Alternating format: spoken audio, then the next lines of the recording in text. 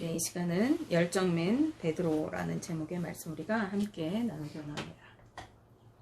네, 여러분은 언제 주님을 향한 열정을 품어보셨습니까? 내가 주님을 위해 살겠다고 마음을 다잡던 때가 언제였는가 한번 생각해 보시라는 겁니다. 전도를 하다 보면은 우리가 종종 만나게 되는 분들이 있습니다. 바로 예전에는 교회에 열심히 다녔는데 지금은 쉬고 있다는 분들입니다. 성가대도 하고 주일학교 교사도 했었는데 지금은 교회에 출석하고 있지 않다고 이야기하는 분들이 적지 않게 만날 수 있습니다. 지금은 다니고 있지 않지만 주일학교 때나 또 학창시절에는 열심히 다녔다고 하는 분들이 더러 있습니다. 그리고 그 중에는요, 자신도 젊을 때에는 열심히 전도도 하고 이렇게 교회 일에 충성했는데 이제는 나이도 먹고 이제 그렇게 하지 않는다고 하시는 분들도 만나뵙습니다. 여러분 중에도 이런 생각을 하고 계시는 분들이 있을지 모르겠습니다. 나도 예전에는 열심히 했었는데 하면서 이제는 시들해진 듯한 내 신앙의 모습으로 의욕 없이 신앙생활 하고 있다는 그런 느낌을 느끼는 것입니다. 너무 열정적으로 내가 그동안에 신앙생활 했기 때문에 이제 번아웃 되고 이제는 그러한 열정이 다 식어버렸다고 생각하는 것입니다. 그러나 신앙이나 혹은 믿음이 하나님을 위해서 우리가 열심히 무엇인가를 해야 하고 그래서 하나님께 무엇을 또 혹은 어떤 일을 해드려야 한다는 이러한 생각은요. 우리가 믿음에 대해서 그리고 신앙생활에 대해서 오해한 부분이 있다는 것을 반증하는 것입니다. 우리가 성경을 찬찬히 읽다 보면은요, 하나님께서 당신의 일을 하실 때 인간의 어떤 열심을 요구하셔서 무엇인가를 해내도록 이렇게 요구하시는 그러한 모습을 우리가 찾아볼 수가 없습니다. 오히려 하나님께 쓰임받았던 사람 중에는 자신이 무엇인가를 행함으로 그것이 오히려 유익이 되지 못하고 하나님께 책망을 받는 경우가 종종 있습니다. 이스라엘의 위대한 종교 지도자였던 모세는 젊을 때에 한때 혈기로 제 힘으로 민족을 구해보려고 하다가 애굽 사람을 죽이게 되었고 하루아침에 왕위를 계승할 왕좌에 오를 수 있는 그런 위치에서 도망자 떠돌이 신세가 되었습니다. 초대 왕이었던 사울 왕은 제 멋대로 하나님께 제사를 드리다가 하나님으로부터 버림을 받는 그러한 비운의 왕이 되고 말았습니다. 다윗 왕은 어떻습니까? 제 임의대로 민족의 수를 계수하다가 하나님의 진노를 사고 무고한 백성의 희생을 보게 되었습니다. 이렇게 자신의 열심으로 무엇인가를 하려고 하다가 오히려 그것이 하나님과 위배되는 하나님의 뜻에 어긋난 그러한 경우들이 있는 것이죠. 신약시대로 넘어오면요. 신약시대에 열정맨 하면은 빼놓을 수 없는 사람이 바로 오늘 우리가 읽은 이 본문에 등장하는 베드로라고 할 수 있겠습니다. 여러분은 베드로 하면은 어떠한 모습이 떠오르게 되십니까? 이 베드로는 예수님의 수제자 중에서도 수제자였습니다. 나를 따라오라 라고 말씀하시는 예수님의 부르심에 자기의 모든 재산과 생계수단이었던 배와 그물을 모두 버려두고 기꺼이 주님을 따라 나섰던 그러한 사람이었죠. 그리고 주님께 부름을 받은 이후에는 어디든지 예수님과 함께 동행하였고 예수님을 가장 가까이에서 섬기면서 모든 일에 앞장섰던 사람이었습니다. 예수님을 가장 많이 닮고 싶었고 알고 싶었고 사랑했던 사람이 바로 이 베드로였습니다. 그는 풍랑 속에서 무리를 걸어오시는 예수님을 보았을 때 서슴없이 예수님처럼 자기도 무리를 걷게 해달라고 요청하였던 사람입니다. 예수님을 따르던 많은 제자들이 주님 곁을 떠나갈 때에 너희도 가려느냐라고 물으시는 예수님께 영생의 말씀이 주께 있사오니 우리가 누구에게로 가오리까? 라고 호기롭게 대답했던 사람이 바로 이 베드로입니다. 너희는 나를 누구라고 하느냐 물으시는 예수님께 주는 그리스도시요 살아계신 하나님의 아들이십니다 라고 자신의 신앙을 주저없이 고백하고 그로 인해서 예수님께 칭찬과 또 천국 열쇠를 약속받았던 인물이기도 합니다. 그리고 변화산에서 변형되신 예수님의 모습을 보았을 때 우리가 여기서 초막셋을 짓고 함께 주님과 거하겠노라고 적극적으로 말하였던 인물이 바로 이 베드로입니다. 이처럼 열정 가득한 베드로를 예수님은 항상 같이 동행하고 다니셨습니다. 그러나 성급하고 열정 가득한 이 베드로는 그만큼 실수도 많이 했던 그러한 인물입니다. 호기롭게 무리를 걷기 위해서 바다에 발을 내디뎠지만 이내 풍랑을 보고 겁에 질려서 빠져가는 그러한 성급하고 또 조급한 사람이었습니다. 또 신앙 고백을 하였지만 이내 주님의 뜻을 헤아리지 못해서 주님으로부터 사단아 내 뒤로 물러가라고 호통을 듣기도 하였습니다. 이러한 베드로의 모습은 그가 우리와 다르지 않고 연약하고 온전하지 못한 자였다는 것을 우리에게 보여주는 것입니다. 오늘 본문 말씀에도 베드로의 성급하고 열정적인 성격이 여실하게 드러나고 있습니다. 지금 이 본문의 때는 언제이냐면 예수님께서 잡히시기 바로 직전이에요. 예수님께서 잡히실 거예요. 이제 곧 잡히실 건데 제자들과 함께 마지막 만찬을 나누시고 제자들의 발을 씻기신 후에 유다의 반역을 예언하셨어요. 그리고 더불어서 마지막 고별 설교를 이 제자들에게 하시는 때였습니다. 예수님의 순한 예고를 들었지만 제자들은 여전히 누가 크냐, 누가 더 위대하냐라고 논쟁을 벌이는 그러한 상황에 있었어요. 예수님께서는 친히 물을 가져다가 그런 제자들의 발을 씻기시면서 몸소 겸손의 본을 보이셨습니다. 그리고 내가 너희에게 행한 것 같이 너희도 행하게 하려고 본을 보인 것이다 라고 말씀해 주셨어요. 그러신 후에 이어서 제자들 중에 하나인 유다가 자신을 배반하여 팔게 될 것을 말씀하십니다. 그리고는 새 계명, 예수님께서 이 제자들이 너희가 내 제자인 것을 이것을 행하면 사람들이 알게 될 것이다 라고 말하시면서 새 계명을 주셔요. 요한복음 13장 34절 5절 말씀입니다. 새 계명을 너희에게 주노니 서로 사랑하라. 내가 너희를 사랑한 것 같이 너희도 서로 사랑하라. 너희가 서로 사랑하면 이로써 모든 사람이 너희가 내 제자인 줄 알리라 라고 말씀하셨습니다. 그런데요, 이 베드로는 예수님께서 말씀하신 너무나도 중요한 이 새 계명에 대해서 주님께서 너희가 서로 사랑하라. 그러면 사람들이 사랑하는 너희의 모습을 보고서 저들이 예수 그리스도의 제자이구나 알리라 라고 말씀하신 이 중요한 앞으로 살아가야 할 어떤 지침과도 같은 이 말씀에 별로 관심이 없었어요. 왜 그랬습니까? 오히려 앞에 예수님께서 이제 자신들을 떠나가신다고 말씀하셨거든요. 그 말씀에 더욱 관심이 많았던 거예요. 베드로를 비롯한 제자들은 떠나신다는 이 말씀의 의미를 죽음과 그리고 부활 그리고 승천에까지 연관시켜서 이해하지 못하고 있었기 때문에 예수님이 자신들의 곁을 이제 떠나가신다는 이 말씀이 여간 마음이 심란하고 또 불안한 것이 아니었습니다. 이것은 베드로를 비롯한 예수님의 제자들이 모두가 예수님의 말씀에 대해서 깨닫지 못하고 있는 모습이에요. 그것은 누구와 같으냐면 바리새인들과 같은 그들과 별반 다르지 않은 그러한 모습이었던 거죠. 예수님과 3년 동안 열심히 같이 동고동락하고 예수님의 그 사역에 동참했던 이 제자들이 예수님 앞에 그렇게 책망을 받았던 그 바리새인들과 별반 다르지 않은 모습으로 예수님의 뜻을, 예수님의 말씀을 깨달아 알지 못했다는 거예요. 심지어 제자들의 수장이었던 이 베드로마저도 예수님께서 말씀하시는 십자가를 통해서 아버지께로 가신다는 이 구속사적인 진리에 대해서 전혀 무지한 상태였던 것입니다. 하나님의 구속사적인 복음의 섭리를 모르는 이 베드로와 제자들에게 있어서 예수님과의 분리는 불안하고 용납할 수 없는 그러한 사건이죠. 그래서 베드로는 주여 어디로 가시나이까? 라고 예수님께 물었습니다. 이 질문에는 예수님을 향한 베드로의 사랑, 그리고 예수님이 어디로 가시든지 내가 따라가겠다고 하는 그런 굳은 결의와 열정이 담겨져 있습니다. 그러나 예수님께서는 내가 가는 곳에 네가 지금은 따라올 수 없으나 후에는 따라오리라 라고 말씀하십니다.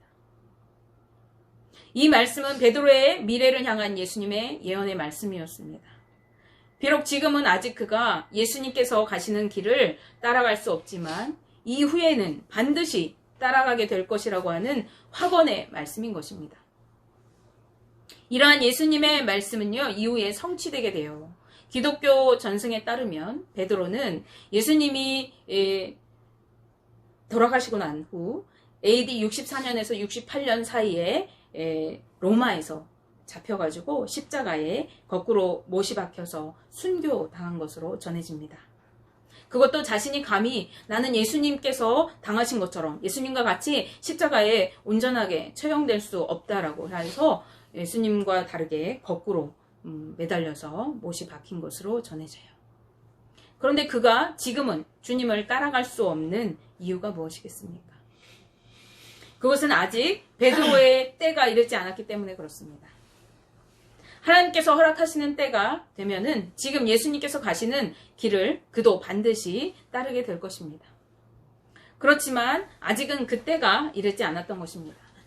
그러나 이 성급하고 또 열정이 가득한 이 베드로는요, 자신이 왜 당장에는 예수님을 따라갈 수 없느냐고 반문하면서 지금 당장이라도 주님을 따라가겠다고 말씀합니다.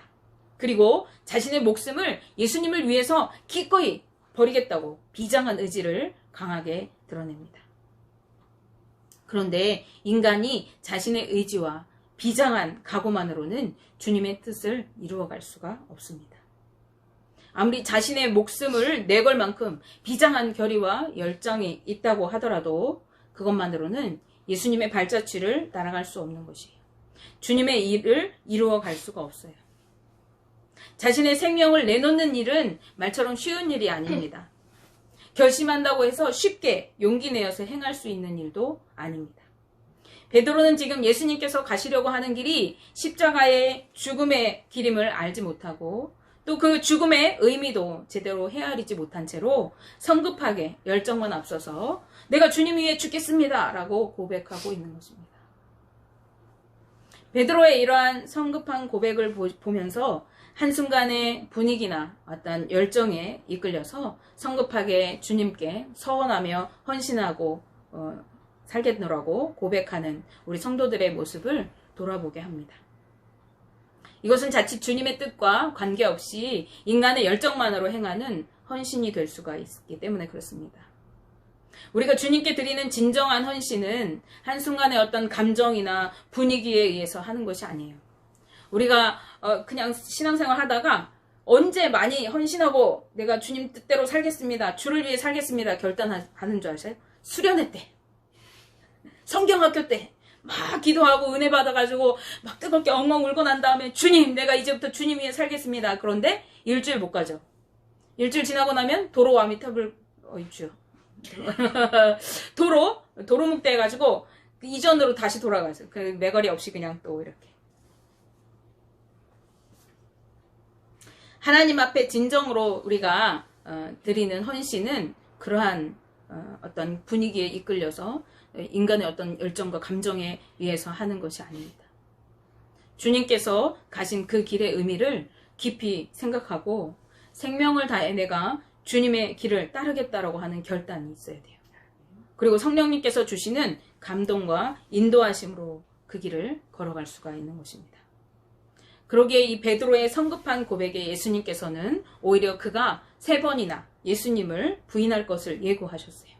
13장 38절 말씀에 예수께서 대답하시되 내가 나를 위하여 내 목숨을 버리겠느냐? 내가 진실로 내게 이르노니 닭 울기 전에 내가 3번 나를 부인하리라 라고 말씀하십니다. 예수님께서 내가 나를 위해 내 목숨을 버리겠느냐라고 반문하시면서 베드로가 자신이 했던 말을 스스로 그 의미를 한번 되새겨보도록, 다시 돌아보도록 하십니다. 이 의도적인 예수님의 반문의 의미는 그의 성급함을 경계하시면서 이러한 예언을 하시는 것이죠. 이것은 또한 겉으로 강해 보이지만 위기에 봉착했을 때 한없이 연약한 베드로의 연약함을 지적하시는 것이기도 합니다.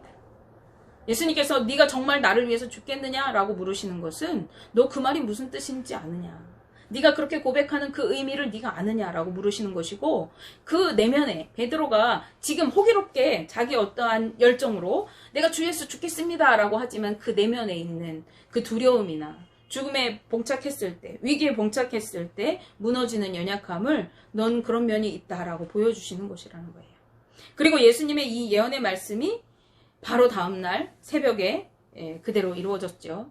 그는 예수님의 유대의 공회에 잡히시고 멸시와 조롱을 받으시고 채찍에 맞으실 때, 그리고 십자가에 달려서 돌아가실 때까지도 멀찍이 예수님 곁에 서서 그 모습을 다 지켜보았습니다. 그러나 예수님을 위해서 내가 죽겠습니다, 내 목숨을 내걸겠습니다 했던 그 베드로, 예수님을 위해서 내가 주님이 가시는 그 길을 나도 갈 것입니다 라고 호언장담했던 그 베드로는 자신의 말과 달리 고난과 죽음을 나도 맞이할까봐 예수님을 3번이나 모른다고 부인하고 저주하였습니다.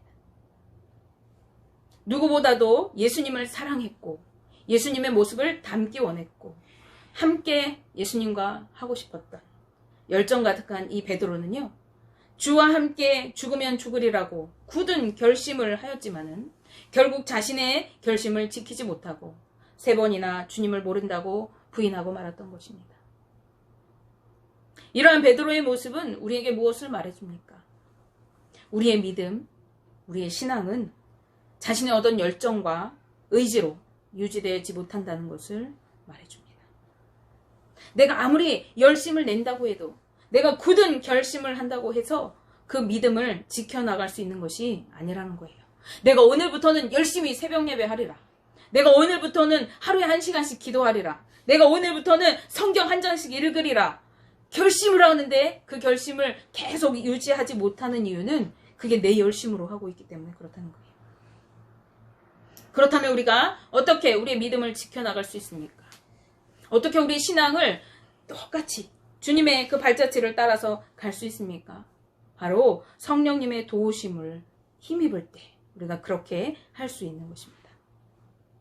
열정 가득했던 베드로는요, 주님의 구원 계획을 온전히 알지 못했기 때문에 예수님의 죽으심 앞에서 좌절했어요. 그런데 예수님의 죽으심 앞에 좌절하기 전에 그는요, 예수님을 배반했던 자신의 나약하고 무력한 모습 앞에서 한없이 무너졌을 것입니다.